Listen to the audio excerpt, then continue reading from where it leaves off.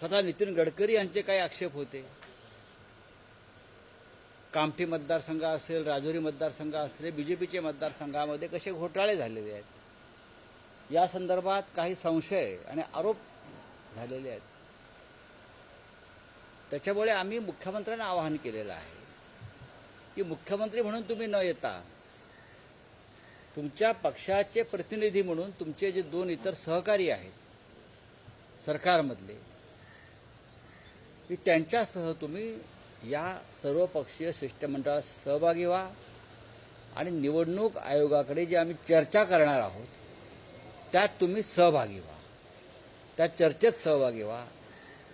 ही आमची स्पष्ट भूमिका, आमचं कर्तव्य आहे. जेव्हा आम्ही सर्वपक्षीय शिष्टमंडळ म्हणतो तेव्हा भारतीय जनता पक्षापासून अन्य सर्व पक्ष आणि घटक या राज्यातले त्यांनी या शिष्टमंडळात सहभागी होऊन निवडणूक आयोग जे आहे, मुख्य निवडणूक अधिकारी व राज्य निवडणूक आयोग यांच्यापुढे आम्ही जे निवेदन देणार आहोत त्या निवेदनात आणि त्या चर्चेत त्यांनी सहभागी व्हावं. मुख्यमंत्री येतील असं वाटतंय, अजितदादा म्हणतायत मी जाईन असं वाटतं का, उलटं म्हणताय? नाही, अजितदादा पवार जातील असं वाटतं का? याचं कारण असं की त्याने घोटाळेच केलेले आहेत ना बारामतीत निवडणुका जिंकण्यासाठी.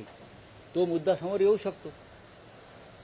रात्री पोलिसांच्या गाडीतून कसे पैसे वाटले गेले किंवा बँका कशा उघड्या ठेवल्या त्यांच्या लोकांनी रात्री अपरात्री, किंवा मतदार याद्यामधून संशयास्पदरित्या मतदारांना काढणं आणि वगळणं, 60 लाख मतदार जे लोकसभा विधानसभेत वाढले या सगळ्या मतदारसंघात, हा एक महत्त्वाचा मुद्दा राहणारच आहे. ह्याच्यावर सुद्धा चर्चा व्हायला पाहिजे आणि त्या चर्चेमध्ये अजित पवार, देवेंद्रजी फडणवीस यांनी त्या सहभागी व्हायला पाहिजे. आता सुद्धा काही मतदार याद्या संदर्भात महानगरपालिकेचे आक्षेप आहेत, वॉर्ड रचनेसंदर्भात आक्षेप आहेत, सगळ्यांचे आहेत. त्याच्यात जर सहभागी झाले तर लोकशाही, संविधान हे अधिक बळकट होईल. पण अजित पवार हे डॉक्टर बाबासाहेब आंबेडकरांचे फक्त नाव घेतात. त्यांच्या संविधानाच्या रक्षणासाठी जे आम्ही प्रयत्न करत आहोत त्यात ते सहभागी होत नाहीत. घोटाळा होईल म्हणून तुम्ही भेटताय कुठल्या स्थानिक स्वराज्य संस्था? बघा, घोटाळा होईल की नाही हा पुढला प्रश्न. पण राहुल गांधींनी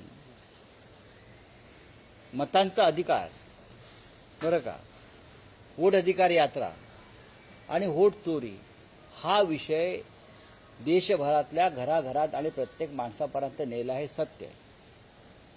त्याच्यामुळे भारतीय जनता पक्ष किंवा त्यांचे सहकारी सत्तेतले पक्ष हे वेगळ्या मार्गाने काय घोटाळे करू शकतील का, या संदर्भात आमचाही अभ्यास सुरू आहे. कारण हे घोटाळ्याशिवाय जिंकू शकत नाहीत, हे सरळ मार्गाने जिंकू शकत नाहीत. हे लोकशाही मार्गाने पारदर्शक निवडणुका घेतल्या निष्पक्ष पद्धतीनं तरी जिंकणार नाही. आणि निवडणुका निष्पक्ष आणि पारदर्शी व्हाव्यात ही लोकशाहीतली एक महत्त्वाचं एक भूमिका असते सगळ्यांची, आणि आम्ही त्यासाठीच भेटतो आहोत. निवडणुका निष्पक्ष व्हाव्यात ही आमची भूमिका असेल तर त्याच्यामध्ये भारतीय जनता पक्षाचे नेते, मग देवेंद्रजी असतील किंवा त्यांनी एखाद्याला डेप्यूट करावं. जैन समुदायाने स्वतःचा पक्ष स्थापन केलेला आहे, कबुतरी देखील ठेवलंय, आणि यावेळी जैन मुनींनी विधान केलेलं आहे की आम्ही फक्त बाळासाहेब ठाकरेंना मानतो आणि आनंद दिघेंना मानतो. बरं, मग हे कोण ठरवणार? यांच्या ठरवण्यावरती काय असतं? कबूतरखान्यांचं संदर्भात भारतीय संविधानामध्ये असं काय म्हटलंय का कबूतरखाने व्हायलाच पाहिजेत किंवा कबूतरखाने हटवू नयेत? लोकांच्या आरोग्याला त्रास देणाऱ्या गोष्टी ज्या आहेत, लोकांना अडचणीत आणणाऱ्या, लोकांची प्रकृती बिघडवणाऱ्या, लोकांना आजार निर्माण करू शकणाऱ्या, मरीन लाईन्सला एक जैन क्लब निर्माण झालेला आहे, लोढांचा जिमखाना, आपल्याला माहीत असेल. ग्रँड मेडिकल जिमखाना होता, तो जैन समाजानं घेतला. तर त्याचं जे मैदान आहे त्याच्यामध्ये कबूतरखाना करावा ना, 100% करावा. आम्ही तिथे त्यांना दाणे घालायला येऊ कबुतरांना. आम्ही सुद्धा मानवतावादी, दयावादी, भूतदयावादी आहोत. हिंदुहृदय सम्राट बाळासाहेब ठाकरे यांच्यासारखा भूतदयावादी नेता नव्हता. उद्धव ठाकरे आणि बाळासाहेब ठाकरे यांच्यामध्ये तुम्ही भेदाभेद करू नका.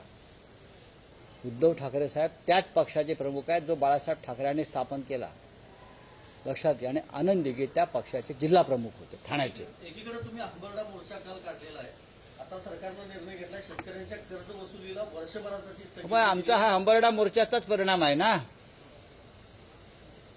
शेतकऱ्यांच्या जीवनाचा जो उकिरडा करून ठेवला या सरकारनं, त्याच्या विरुद्ध हंबरडा मोर्चा होता. आणि त्याच्यामुळे सरकारला आता मराठवाड्यातल्या शेतकऱ्यांची काळजी घ्यावी लागेल. हे जे निर्णय आता हळूहळू होत आहेत, ती काल जो आम्ही एक मोर्चा काढला, हंबरडा मोर्चा काढला, सरकारला उद्धव ठाकरे साहेबांनी इशारा दिला, त्यानंतरही पावलं पडत आहेत. देवेंद्र फडणवीस आज दिल्ली दौऱ्यावरती आहेत. देवेंद्र फडणवीस आज दिल्ली दौऱ्यावर आहेत. काही सूत्रांची माहिती, काही अन्य राजकीय घडामोडी त्याला जोडून काल सुधीर मुनगंटीवार दिल्लीमध्ये होते आणि त्यांनी देखील अमित शहा वगैरे यांची भेट घेतली. एकाच आठवड्यात दोन वेळा. कोणत्याही प्रकारे वक्तव्य केलं नाही की कशासाठी भेट घेतली. आज देवेंद्र फडणवीस दिल्लीमध्ये काय वाटतं, काही राजकीय उलटापालट होऊ शकते? काय ते होणार राजकीय उलथापालथ? उलथापालथ होणार का? उलथापालथ आता होईल नोव्हेंबर महिन्यात. आम्हाला अपेक्षा आहे की देशाच्या सर्वोच्च न्यायालयामध्ये जो खटला सुरू आहे, त्या खटल्यातून आम्ही अपेक्षा अजूनही करत आहोत की न्यायदेवता आम्हाला न्याय देईल. जर तो न्याय मिळाला आम्हाला तर नक्कीच उलथापालथ होईल. बाकी आता दिल्लीमध्ये उलथापालथ करण्याची क्षमता महाराष्ट्राच्या नेतृत्वात नाही, जी पूर्वी होती. रावसाहेब गोपीचंद पडळकर आहेत, त्यांनी आरोप केले जयंत पाटलांवर, त्यांनी जमिनी हडपल्या लोकांच्या साखर कारखान्यात. काय दुसरा विषय? उद्धव ठाकरे बावनकुळे असं म्हणतात की उद्धव ठाकरे सर्वात हतबल मुख्यमंत्री होते. हतबल म्हणजे काय असतं ते?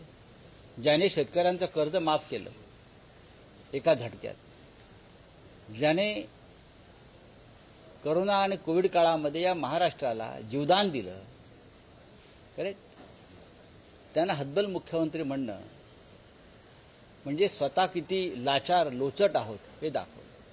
तुम्हाला मंत्रिमंडळात का घेतलं, ही तुमची हतबलता काय आहे हे आधी सांगा.